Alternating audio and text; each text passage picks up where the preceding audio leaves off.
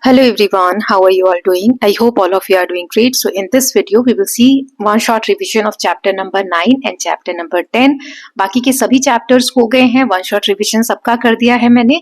Playlist के links description box में, तो आप वहां से देख सकते हैं. बनाने के बाद भी बहुत से बच्चे बोल रहे हैं मैम ये चैप्टर बना दो, वो चैप्टर बना दो. सभी चैप्टर का वन शॉट बना दिया है. 9th 10th इसमें देखने वाले हैं. चैप्टर नंबर 9 है from the rulers to the ruled, types of government. इसके हम वन शॉट रिविजन देखेंगे, समरी वगैरह, और फिर एग्जाम बेस्ड क्वेश्चन प्रैक्टिस करेंगे. और chapter number 10 the constitution of India and introduction. Okay, so ये 9 10 इस वीडियो में हो जाएगा. फिर नेक्स्ट वीडियो में हम chapter number 11 from barter to money and understanding market देखेंगे. Okay, so I hope all of you are ready with your pen and notebook. So let us just start with chapter number 9. इसका revision, one shot revision, summary और notes और exam based question देखते हैं. Okay, तो सबसे पहले हमने पढ़ा था कि गवर्नमेंट क्या होती है और उसका रोल क्या होता है. What does it do? So government manage करती है law and order, peace, defence, foreign relation and people's welfare. फिर ये इंश्योर करती है कि सभी जो एसेंशियल सर्विसेज हैं जैसे हेल्थ केयर, एजुकेशन या इंफ्रास्ट्रक्चर बनाना या इकोनॉमी को मैनेज करना, ये इसकी एसेंशियल सर्विसेज होती हैं. It creates law. गवर्नमेंट के 3 ऑर्गन्स होते हैं जिसमें लेजिस्लेटिव जो है वो लॉ बनाने का काम करती है, एग्जीक्यूटिव जो है इम्प्लीमेंट करने का काम करते हैं, और जुडिशरी जो है वो ये इंश्योर करती है कि जो लॉ बनाए गए हैं वो फॉलो हो रहे हैं कि नहीं. देन नेक्स्ट हमने देखा था कि डेमोक्रेसी क्या होता है. Democracy is the rule by people, लोगों के द्वारा किया गया शासन. In a democracy power comes from people. Power किससे आती है? लोगों से आती है. Students electing class representative is an example of democratic functioning. हमने मॉनिटर का देखा था एग्जाम्पल, है ना. फिर representative and direct democracy. Democracy के 2 टाइप्स हमने देखे थे.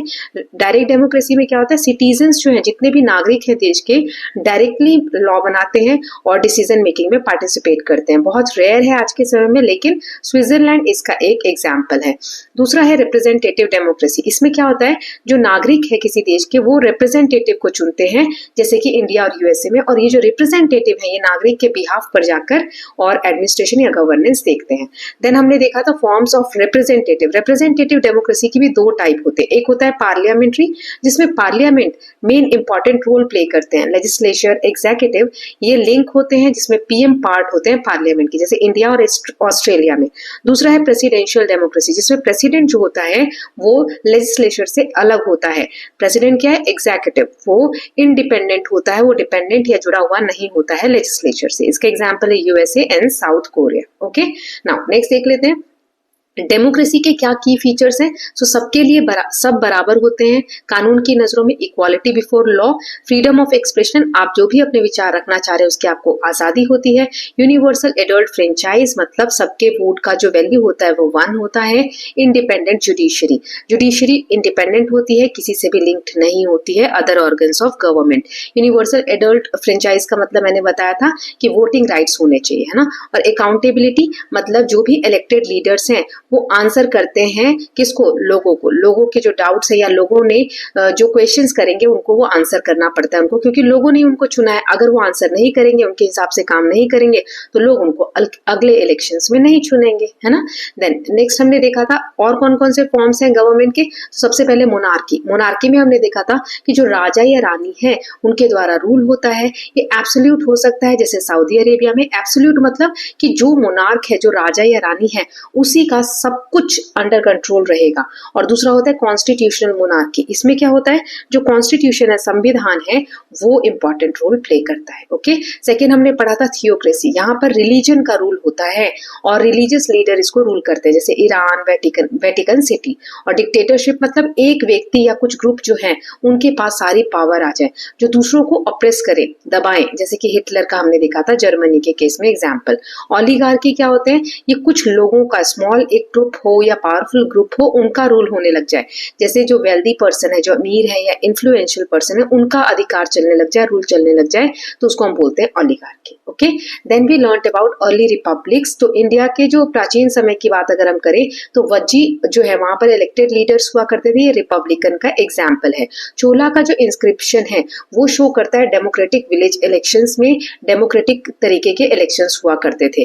ग्रीस और रोम जो है वहां पर भी early republic form form of government हुआ करते थे। Then we read about why democracy matters. Democracy क्यों जरूरी है? क्योंकि इससे हमें फ्रीडम मिलता है अपने विचारों को रखने के लिए, इक्वालिटी है, सबके सब बराबर होते हैं कानून की नजरों में, रिप्रेजेंटेशन एंड अकाउंटेबिलिटी। रिप्रेजेंटेशन मतलब लोगों को एक मौका मिल रहा है कि गवर्नेंस प्रोसेस में जाके पार्टिसिपेट करें। अकाउंटेबिलिटी होल्ड करते हैं, मतलब लीडर्स क्या एक्शन ले रहे हैं उसके लिए वो लोगों को आंसरेबल होते हैं। सिटीजन्स जो है वो अपने लीडर्स चुन सकते हैं और उनको रिस्पॉन्सिबल ठहरा सकते हैं।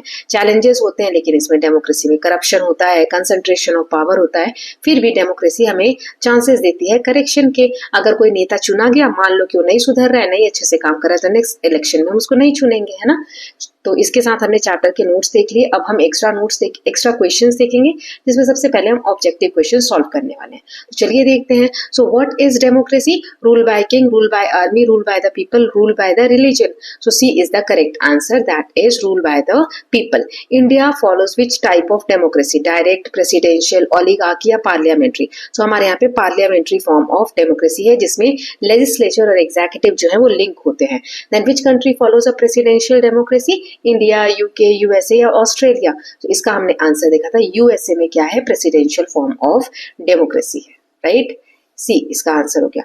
फिर लॉ ऑफ गवर्नमेंट कौन बनाते हैं? एग्जीक्यूटिव, जुडिशरी, पुलिस या लेजिस्लेचर? सो लॉ बनाने का काम किसका है? लेजिस्लेचर का है ना, तो इसका आंसर हो जाएगा डी। ओके, नाउ नेक्स्ट देख लेते हैं। सो थियोक्रेसी में क्या होता है? किसका रूल होता है? टीचर का, रिलीजियस लीडर्स का, साइंटिस्ट का या पॉलिटिशियन का? सो हमने देखा था कि रिलीजियस लीडर्स का रोल होता है, यानी B. Then which of these is not a feature of democracy? Equality, adult franchise, dictatorship या अकाउंटेबिलिटी? ये जो डिक्टेटरशिप है ये इसका फीचर नहीं है डेमोक्रेसी का, है ना। डिक्टेटरशिप अपने आप में एक टाइप ऑफ गवर्नमेंट होता है। Then which of these was an early republic? Maurya, Vajji, Gupta या मुगल्स? सो हमने वज्जी का एग्जाम्पल पढ़ा था, यानी कि आंसर नंबर बी है इसका। Then which of these countries has a constitutional monarchy? Saudi Arabia, Iran, UK या जर्मनी? यूके में क्या है? कॉन्स्टिट्यूशनल मोनार्की, मतलब कॉन्स्टिट्यूशन को तो इंपॉर्टेंस दिया ही जाता है, लेकिन साथ ही साथ वहां राजा रानी हेड पोजीशन पे हैं। Then what is the role of judiciary? Create law, execute law, interpret law या इलेक्ट पीएम? इंटरप्रेट लॉ, कानून क्या कहना चाहता है वो समझाना जुडिशरी का काम होता है। डिक्टेटरशिप में क्या होता है? पावर शेयर की जाती है, रोटेट की जाती है, या कुछ लोगों के हाथ पे कंसंट्रेट होती है, या वोटिंग के थ्रू होता है? सो कंसंट्रेशन होता है इसका आंसर हो जाएगा C. Then next is which body implement law? Judiciary, executive, legislature या पार्लियामेंट? लॉ को इंप्लीमेंट कौन करता है, पूरा कौन करता है? तो इसका आंसर हो गया हमारा बी, दैट इज एग्जीक्यूटिव। फिर है यूनिवर्सल एडल्ट फ्रेंचाइज, यूएएफ जो है, इसका मतलब क्या है? Only man can vote, only rich can vote, all adults can vote, only leaders vote? सारे एडल्ट्स जो है वो वोट कर सकते हैं, तो इसका आंसर हो गया सी। ओके, नाउ अब हम कुछ फिल इन द ब्लैंक्स देख लेंगे। तो चलिए स्टार्ट करते हैं। सबसे पहले है democracy mean rule by the people, है ना। मैं यहाँ पर आंसर दिखा देती हूँ आपको, तो इसका आंसर है rule by people. India is a dash democracy, कौन सी डेमोक्रेसी है? Parliamentary. Then in theocracy the government is run by, theocracy में किसके द्वारा रन होती है? रिलीजियस लीडर्स के द्वारा। Then judiciary ensures that law are follow किए जा रहे हैं लॉ को, ये कौन इंश्योर करता है? Judiciary. Hitler rule Germany through a dictatorship, Hitler क्या था? डिक्टेटर था। Then oligarchy is rule by a small dash group, जो इन्फ्लुएंशियल या पावरफुल ग्रुप होते हैं वो। Prime minister is a part of dash, prime minister executive के part होते हैं या पार्लियामेंट के कह सकते हैं। चोला इंस्क्रिप्शन जो क्या डिस्क्राइब करते हैं? डैश टाइप ऑफ इलेक्शन, मतलब कि विलेज के इलेक्शंस होते थे। Government creates law through the, government कैसे लॉ बनाते हैं? लेजिस्लेचर के through. Then next is citizen vote under adult franchise, क्या होता है इसमें? Universal adult franchise. ओके, यहाँ पर आप फिल कर लीजिएगा, मतलब सभी जो एडल्ट है उनको वोटिंग का अधिकार दिया गया है। ओके, अब हम कुछ शॉर्ट क्वेश्चन आंसर देख लेते हैं। तो डेमोक्रेसी क्या है? तो इसका आंसर हो जाएगा it is a form of government where people elect their leaders and have power to influence decision. Then next is what does universal adult franchise means, इसका मतलब क्या होता है यूएएफ का? तो अभी मैंने बताया आपको, बट एक बार और देख लेते हैं। It means all adults have the right to vote regardless of caste, gender and religion. कोई भी व्यक्ति जो एडल्ट है, 18 साल से ज्यादा का है, उन सबको वोटिंग वोटिंग अधिकार है, चाहे वो किसी भी कास्ट के हो, किसी भी जेंडर के हो, किसी भी रिलीजन के हो। Okay, then what is parliamentary democracy? Parliamentary democracy क्या है? जिसमें एग्जीक्यूटिव जो है वो लिंक होते हैं लेजिस्लेचर से, जैसे हमारा पार्लियामेंट है ना, तो इसी में लेजिस्लेचर भी होता है, मतलब पार्लियामेंट में लॉ भी बनाए जाते हैं एग्जीक्यूटिव के द्वारा, और एग्जीक्यूटिव इनको पूरा करते हैं। ओके, सो जैसे प्राइम मिनिस्टर क्या है, पार्ट होते हैं पार्लियामेंट के। What is dictatorship? किसी एक व्यक्ति या ग्रुप ऑफ पर्सन के बीच में टोटल कंट्रोल मिल जाना और कोई भी पब्लिक पार्टिसिपेशन ना हो, तो वो क्या होता है, डिक्टेटरशिप। नाउ नेक्स्ट देख लेते हैं। So what role does freedom play in democracy? Freedom जो देते हैं हम लोगों को, आजादी होती है डेमोक्रेसी में जो मिलती है, तो उससे क्या रोल प्ले होता है? तो freedom allows people to speak, protest and live with dignity. वो ईमानदारी से, इज्जत से रह सकते हैं। It is essential for participation and justice. Then what is the importance of separation of power in democracy? Democracy में सेपरेशन ऑफ पावर का क्या मतलब होता है? सेपरेशन ऑफ पावर मतलब जो 3 ऑर्गन है गवर्नमेंट के, लेजिस्लेचर, एग्जीक्यूटिव एंड जुडिशरी, ये इंडिपेंडेंटली काम करेंगे, कोई भी मिसयूज नहीं कर सकता पावर का, ताकि फेयरली पता चले कि गवर्नेंस हो रहा है। Then describe the importance of UAF. UAF का इंपॉर्टेंस क्या है? तो इसमें सभी को, जो एडल्ट है उनको राइट टू वोट होता है, जिससे इक्वालिटी इंश्योर होती है और सारे सिटीजन पार्टिसिपेट कर सकते हैं किस प्रोसेस में, कि लीडर को चूज करने का जो प्रोसेस है उसमें। अकाउंटेबिलिटी का मतलब क्या होता है डेमोक्रेसी में? मैंने अभी बताया, अगर लीडर सही से काम नहीं करेंगे तो उनको अगले इलेक्शन में हम वोट आउट कर सकते हैं। तो it means elected officials must explain and justify their action. वो जो भी एक्शन लेते हैं, जो चुने जा चुके हैं, उनको अपने एक्शन का जवाब देना पड़ता है। अगर वो जवाब देने में फेल हो गए, लोगों के मुताबिक काम नहीं हुआ, तो लोग उनको नेक्स्ट इलेक्शन में वोट आउट करते हैं। Then next is why is representation important in democracy? लोग जो पार्टिसिपेट करते हैं रिप्रेजेंटेशन के थ्रू, तो क्यों नेसेसरी है डेमोक्रेसी में? क्योंकि it allows diverse group to have a voice in government. बहुत सारे लोग रिप्रेजेंटेशन के थ्रू अपनी वॉइस को, अपनी आवाज को गवर्नमेंट में रख सकते हैं। इलेक्टेड लीडर जो है वो speak for people in making laws and decision, वो लोगों के बिहाफ पे बात करते हैं। Then describe how election promote democracy. Election से डेमोक्रेसी कैसे प्रमोट होती है? तो इलेक्शन जो है वो अलाउ करता है पीपल को, ताकि वो अपने रिप्रेजेंटेटिव चुन सके। They ensure leaders are answerable and can be changed if they do not perform. Then oligarchy क्या होता है? जिसमें जो कुछ पावरफुल पीपल हैं, कुछ अमीर लोग हैं, उनको जब शासन मिल जाए, वो कंट्रोल करने लगे डिसीजंस मेकिंग में, रिसोर्सेज के ऊपर, और बाकी के सिटीजन्स के नीड्स को इग्नोर करने लग जाए, तो ऐसी गवर्नमेंट को हम ओलिगार्की बोलते हैं। थियोक्रेसी क्या होता है? जहां पे रिलीजन को इंपॉर्टेंस दिया जा रहा है ना, so religious leaders based on religious law जब रूल करने लगते हैं, तो उसे हम थियोक्रेसी कहते हैं। जैसे Iran has a theocratic government led by religious authorities. Okay, now अब हम कुछ लॉन्ग क्वेश्चन आंसर देख लेते हैं। तो चलिए एक एक करके देखते हैं क्या डिफरेंस है रिप्रेजेंटेटिव और डायरेक्ट डेमोक्रेसी में। सो डायरेक्ट डेमोक्रेसी में सिटीजन्स खुद डिसीजन बनाते हैं, और रिप्रेजेंटेटिव में सिटीजन जो है इलेक्ट करते हैं अपने लीडर को। ये जो लीडर है ये लॉ बनाते हैं और पॉलिसीज बनाते हैं उनके बिहाफ पे, लोगों के बिहाफ पे। Direct democracy is rare today. अब एक कंट्री का एग्जांपल बताओ, ये रेयर तो है, डायरेक्ट डेमोक्रेसी हमें बहुत कम देखने को मिलती है, लेकिन एक एग्जांपल हमने पढ़ा है, तो वो आप मुझे कमेंट सेक्शन में बताएंगे। Explain the features of a democratic government. Democratic government के क्या क्या फीचर्स होते हैं? सो वहां पर हमें equality, freedom of speech, adult voting rights, rule of law. Rule of law मतलब क्या होता है? लॉ की नजरों में, कानून की नजरों में सब बराबर है। एंड अकाउंटेबिलिटी, लीडर्स जो है वो इलेक्ट होते हैं, उनको क्वेश्चन किया जा सकता है और लोगों द्वारा उन्हें हटाया भी जा सकता है। Then next is what are the 3 main functions of government. Government पहले लॉ बनाती है, लेजिस्लेचर के थ्रू पूरा करवाती है, एग्जीक्यूटिव के थ्रू, और लॉ सही से पूरे हो रहे हैं कि नहीं वो जस्टिस इंश्योर कराती है जुडिशरी के थ्रू। तो ये जो 3 ब्रांचेस हैं ये सारे मिलकर काम करते हैं to manage the country and provide services like security, education and health care. Then parliamentary democracy कैसे डिफरेंट है प्रेसिडेंशियल डेमोक्रेसी से?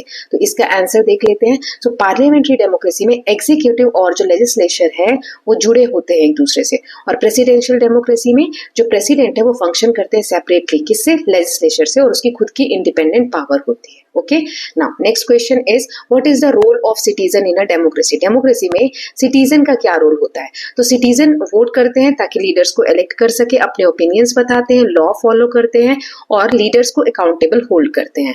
उनका पार्टिसिपेशन जो है वो शेप देता है गवर्नमेंट के फंक्शनिंग में। How does judiciary support democracy? Judiciary कैसे सपोर्ट करती है डेमोक्रेसी की? सो इट इंश्योर्स की जो लॉ बने हैं उनको फॉलो कर रहे हैं लोग, और जो भी लॉ में कोई समझने में प्रॉब्लम आ रही है कॉन्स्टिट्यूशन को, तो वो इंटरप्रेट करते हैं, बताते हैं लोगों को, देन प्रोटेक्ट सिटीजन्स राइट, और सिटीजन्स के जो फंडामेंटल राइट्स है उनको प्रोटेक्ट करते हैं, और गवर्नमेंट को भी अकाउंटेबल रखते हैं. So with this students we are done with chapter number 9 and now we are going to start chapter number 10. इसका वन शॉट रिविजन देखेंगे और फिर इसके एग्जाम बेस्ड क्वेश्चन देखेंगे. ओके, चलिए स्टार्ट करते हैं नोट्स के साथ. तो यहाँ आप देख सकते हैं समरी में सबसे पहला पॉइंट है इंट्रोडक्शन टू द कॉन्स्टिट्यूशन.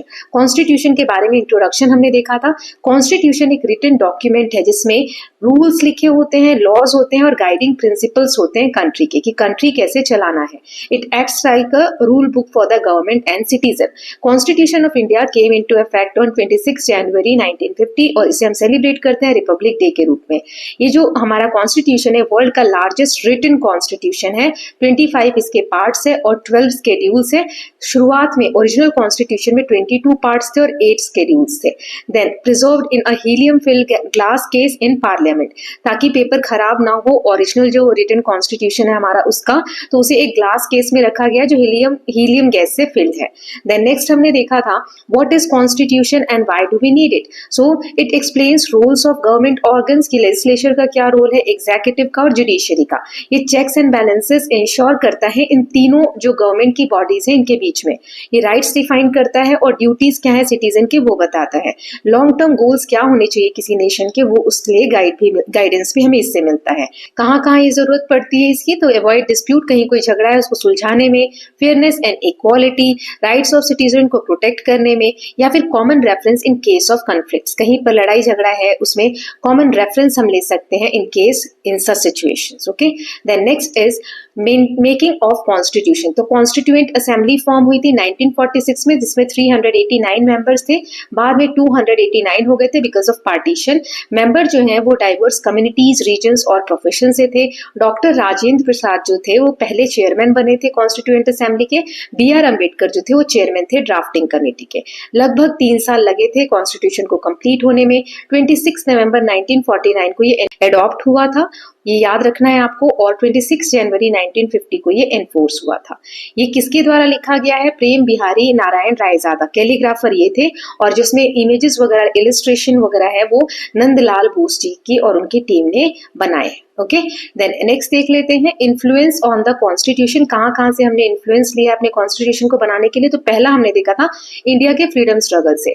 यहाँ से हमें वैल्यूज मिली है equality, justice, liberty and fraternity. Leaders like Nehru, Gandhi, Ambedkar influence the ideals. Then constitution become a tool to achieve goals of independence. constitution हमारा जो संविधान है एक औजार बन गया, टूल बन गया जिससे कि हम अपने जो गोल्स हैं उनको अचीव कर सके. देन नेक्स्ट है सेकेंड हमने देखा था इंडिया की सिविलाइजेशनल हिस्ट्री है जो हेरिटेज है वहां से, respect of diversity, women, knowledge and nature. Ideals जो है जैसे वसुदैव कुटुंबकम की वर्ल्ड एक फैमिली है, सर्वे भवंतु सुखिना सबके लिए भलाई का सोचना. Then rajdharma and duties inspired the fundamental duties की नागरिकों के ड्यूटीज क्या क्या हैं, देन कर्तव्य क्या क्या हैं. Then next is learning from world constitution. जैसे फ्रांस से हमने लिबर्टी, इक्वालिटी, फ्रेटर्निटी लिया. यूएसए से फंडामेंटल राइट्स और इंडिपेंडेंट जुडिशरी का कॉन्सेप्ट लिया. यूके से, यूनाइटेड किंगडम से हमने पार्लियामेंट्री सिस्टम और रूल ऑफ लॉ का कॉन्सेप्ट लिया. आयरलैंड से हमने डीपीएसपी लिए, directive principle of state policy. Australia से हमने फेडरल सिस्टम और डिवीजन ऑफ पावर लिया. फेडरल सिस्टम क्या होता है, जैसे सबसे ऊपर आता है हमारी कंट्री यानी नेशन के सेकेंड लेवल हमने देखा स्टेट होते हैं, स्टेट से भी नीचे डिस्ट्रिक्ट या लोकल लेवल की जो गवर्नमेंट होती है जिसमें पीआरएस पंचायती राज सिस्टम्स हमने पढ़ा था. देन डिवीजन ऑफ पावर की, लेजिस्लेचर का क्या वर्क होगा, एग्जीक्यूटिव का और जुडिशरी का. ये सब अब मैं डिटेल में यहाँ नहीं समझा रही क्योंकि चैप्टर ऑलरेडी बहुत लेंथी था और मैंने अच्छे से समझाया हुआ है, तो प्लीज आप वहां से एक बार देख लीजिएगा. देन नेक्स्ट है की फीचर ऑफ कॉन्स्टिट्यूशन. हमारे कॉन्स्टिट्यूशन के मेन फीचर्स क्या क्या है. सो 3 ऑर्गन्स है गवर्नमेंट के, legislature, executive and judiciary. Then separation of power की, ये जो तीनों लेजिस्लेचर है इनके वर्क आपस में सेपरेट है. चेक्स एंड बैलेंसेस का रूल है. Then federal system, centre, state and local जो अभी मैंने आपको बताया, panchayati raj system. Universal adult franchise की हर एडल्ट जो 18 साल या उससे ज्यादा का है वो अपने वोट कास्ट कर सकता है. Fundamental rights, equality, freedom, protection and education etcetera.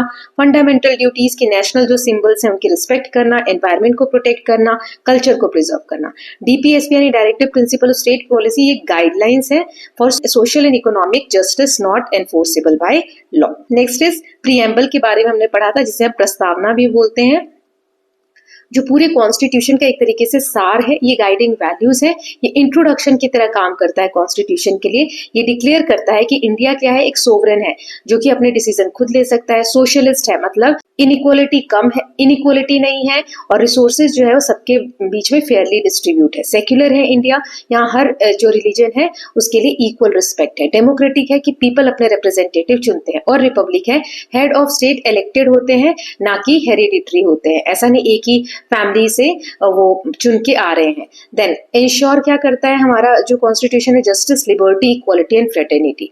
दो वर्ड सोशलिस्ट और सेक्युलर 42nd अमेंडमेंट एक्ट के थ्रू जो ओरिजिनल कॉन्स्टिट्यूशन है उसमें ऐड हुआ है प्रीएम्बल में। Okay, now at last constitution as a living document. हमारा जो संविधान है, जो बुक है, वो लिविंग है। क्यों? क्योंकि जैसे लिविंग बींग्स में चेंजेस होते हैं, बच्चा जन्म होता है, फिर बड़ा होता है, फिर एज बढ़ती जाती थी, चेंजेस दिख रहे हैं ना, ऐसे ही हम कॉन्स्टिट्यूशन में भी चेंज कर सकते हैं थ्रू अमेंडमेंट्स। उसमें कुछ भी चेंज करना हो तो हमें अमेंडमेंट करना होता है। जैसे एग्जाम्पल है 42nd अमेंडमेंट, जिसने सोशलिस्ट, सेक्युलर और फंडामेंटल ड्यूटीज ऐड किए। 73rd अमेंडमेंट 1992 का, उसने PRS ऐड किया। देन 86th अमेंडमेंट 2002 का राइट टू एजुकेशन को ऐड किया। दिस फ्लेक्सिबिलिटी, ये जो चेंजेस हम कर सकते हैं, ये जो लचीलापन है हमारे कॉन्स्टिट्यूशन में, ये सूटेबल बनाता है इसको कि समाज की, सोसाइटी की जो नीड है उसके हिसाब से चेंज होते रहने के लिए। ओके, सो ये हमने चैप्टर के नोट्स अच्छे से देख लिए। आई थिंक कि जिन भी बच्चों ने चैप्टर की वीडियोस अच्छे से देखी होंगी, रीड किया होगा, उनको ये फटाफट चैप्टर पूरा रिवाइज हो गया होगा। अब हम कुछ क्वेश्चंस देखेंगे, तो सबसे पहले ऑब्जेक्टिव क्वेश्चंस देखेंगे। चलिए स्टार्ट करते हैं। सो पहला है, who was the chairman of drafting committee of constitution of India? Jawaharlal Nehru, doctor Rajendra Prasad, doctor BR Ambedkar या सरदार पटेल? सो इसका आंसर है BR Ambedkar. Constitution of India came into force कब आया था? कॉन्स्टिट्यूशन फोर्स में कब आया था? 15 अगस्त 1947, 26 नवंबर 1949, 26 जनवरी 1950 और 2 अक्टूबर 1950। तो इसका आंसर है 26 जनवरी 1950। Then Indian constitution is preserved in which gas? A wooden box, helium filled glass case, library shelf या museum vault? So helium filled glass case. Then next question is, which country constitution inspired India's idea of directive principle? DPS भी हमने कहां से लिया? USA से, Ireland से, UK से या फ्रांस से? अभी मैंने आपको रिवाइज कराया आयरलैंड से। Then who was the chairman of constituent assembly? Doctor Rajendra Prasad, Mahatma Gandhi, BR Ambedkar या Sardar Patel? So doctor Rajendra Prasad. Then the preamble describe India as sovereign, socialist, secular, democratic, republic? Secular, socialist, democratic only, religious, monarchy? None of this. तो ये वाला option सही है। हमारा जो preamble है वो हमें बताता है कि हम सोवरेन है, सोशलिस्ट है, सेक्युलर है, डेमोक्रेटिक है, रिपब्लिक है। Then next question is, the word secular ये किस वाले अमेंडमेंट से ऐड हुआ है प्रीएम्बल में? 44th, 73rd, 42nd या 86? सो 42nd वाले से ऐड हुआ है। किस साल हुआ था ये 42nd अमेंडमेंट? आप मुझे कमेंट सेक्शन में बताएंगे। फंडामेंटल राइट्स जो है क्या है? गाइडलाइंस है, एनफोर्सेबल बाय लॉ, या कोई हमारे फंडामेंटल राइट्स को नहीं मान रहा है, नहीं फॉलो होने दे रहा है, तो क्या हम कोर्ट जा सकते हैं? ऑप्शनल फॉर सिटीजन या रिटन बाय स्टेट्स? तो ये होता है B, एनफोर्सेबल बाय लॉ, हम जा सकते हैं। Which organ of government make law? Law कौन सा ऑर्गन बनाता है? एग्जीक्यूटिव, जुडिशरी, लेजिस्लेचर या पंचायत? सो लेजिस्लेचर, L से आप याद रख लेना, ठीक है। सो यहाँ पर आ जाएगा C option, panchayat. Then next question is, which amendment introduced right to education? 42nd, 44th, 73rd या 86? किस amendment से right to education आया? 86। अब ये भी बताना है 86 जो amendment act है किस साल हुआ था? Liberty, equality, fraternity came from which revolution? Russian, French, American या फिर इंडियन इंडिपेंडेंस? कहाँ से आए थे ये तीनों टर्म? तो फ्रेंच रिवोल्यूशन से, ठीक है। Then how many parts does constitution have today? आज कितने पार्ट्स हैं कॉन्स्टिट्यूशन में? 12, 20, 25 या 30? सो अभी जस्ट देखा 25 पार्ट्स है। Then next is, supreme court क्या इंश्योर करता है? Education for all, laws follow by constitution, elections are conducted, economic growth? Supreme court देखता है कि जो भी लॉ बन रहे हैं वो कॉन्स्टिट्यूशन के हिसाब से है या नहीं। Then the word one family, the world is one family refers to rajdharma, vasudhaiva kutumbakam, satyagraha या स्वराज्य? तो vasudhaiva kutumbakam. Then which part of constitution contain citizen duty? किस पार्ट में? पार्ट 4, 3, 4A या सेकेंड? तो इसमें आप अंदाजा भी लगा सकते हैं ए, क्योंकि अमेंडमेंट से पार्ट लाया गया है। तो ए मैंने बताया था जब भी हम कोई चेंजेस करते हैं कॉन्स्टिट्यूशन में तो वहां पर ए लिखा होता है, यानी अमेंडमेंट के लिए दिखाया गया। अब हम कुछ फिल इन द ब्लैंक्स देख लेंगे। सो कॉन्स्टिट्यूशन ऑफ इंडिया कब इफेक्ट में आया था, तो इसका आंसर है 26 जनवरी 1950। इसको किस चीज में प्रिजर्व करके रखा गया पार्लियामेंट में, सो हीलियम गैस से फिल्ड एक ग्लास केस में। Doctor dash was chairman of drafting committee. कौन थे ड्राफ्टिंग कमेटी के chairman, B R Ambedkar. Chairman of constituent assembly doctor Rajendra Prasad. Preamble किससे शुरू होता है, we the people of India, ठीक, people of India. Then next is the word socialist was added to the preamble by किस amendment से add हुआ था, 42nd amendment से। 3 organ कौन कौन से गवर्नमेंट के, legislature, executive, ठीक, तो यहाँ पर आंसर है। देन फंडामेंटल राइट्स ये एनफोर्सेबल है कहाँ पर, कोर्ट में। Then constitution originally had dash part, शुरू में कितने पार्ट थे कॉन्स्टिट्यूशन के, 22। Directive principle were inspired by constitution of Ireland. Then next है directive principle was inspired by constitution of Ireland, ये शायद 2 बार आ गया question. Right to education is given in which article, so 21 A में दिया हुआ है। पंचायती राज कब किस अमेंडमेंट से इंट्रोड्यूस हुआ, 73rd से। कौन से ईयर में हुआ था बताना है।